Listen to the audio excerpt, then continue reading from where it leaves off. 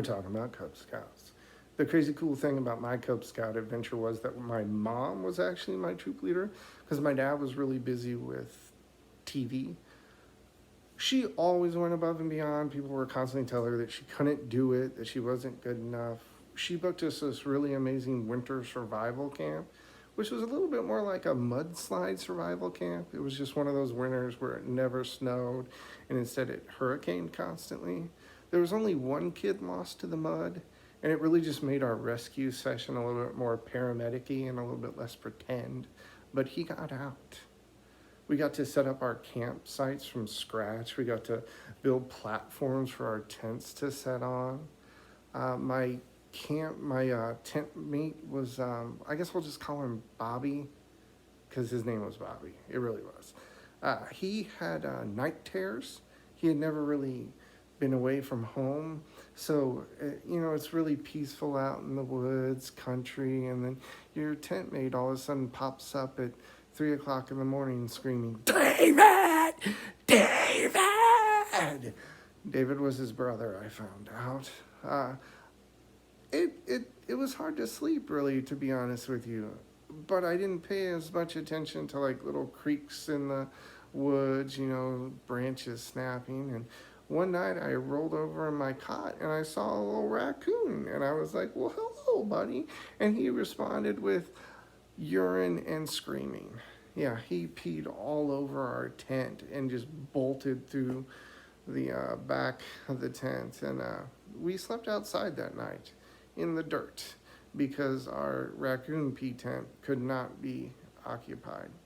We could have slept with some other kids, but every tent only had two cots. So we woke up in the morning and we were going rappelling that day. Rappelling is basically sending yourself off backwards from a cliff with a rope. And that's really it. We were still kind of excited, we were all gung-ho. You got a lot of bravery when the 50-foot tower isn't right there in front of your face. So we get to the site and we're arguing at this point. We're like, "I'm not going first. You're going first. No, you're going first." So this kid, we're going to use a fake name here. His name is Nub Nub. That's what we're going to call him, Old Nubbers. He, for some reason, decides, "I'm going to step up. I'm going to be the man. I'm going." And he's like bolting for the stairs, man. He's got like a hop in his step, and he's ready to go. Round about the third flight of stairs, though, you could see a significant decrease in Old Nubber's pace. He's pretty much like shaking enough to where you can hear the floorboards rattling. And he looks towards us as if to say, "Fellas, I've made a mistake. Can I come back down?" And the response we gave him was, "You can do it, Nubbers!" And Nubbers looked at us like, "You son of a bitches."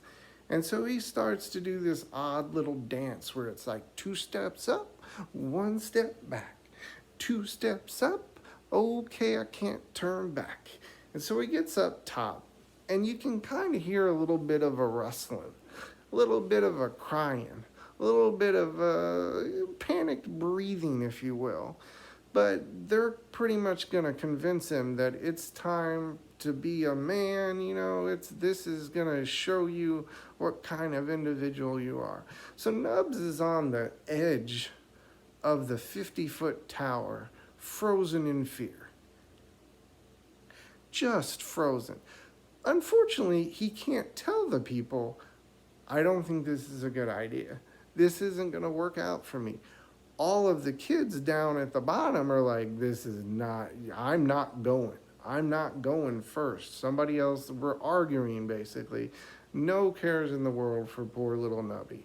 So they begin to lower him down the tower. But instead of like grabbing on his rope to stop him, he just goes limp and falls back first on the tower upside down. And then he begins to urinate on himself. We're all in shock, just looking up. we're pretty much convinced that we're not going to do this.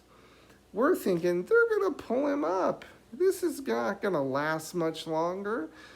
They decide the best course of action is to go ahead and lower him like a sack of crying, peed-on potatoes to the ground.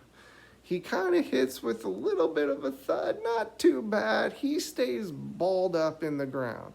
He's like, I'm not popping my little gopher head out. I don't see my shadow.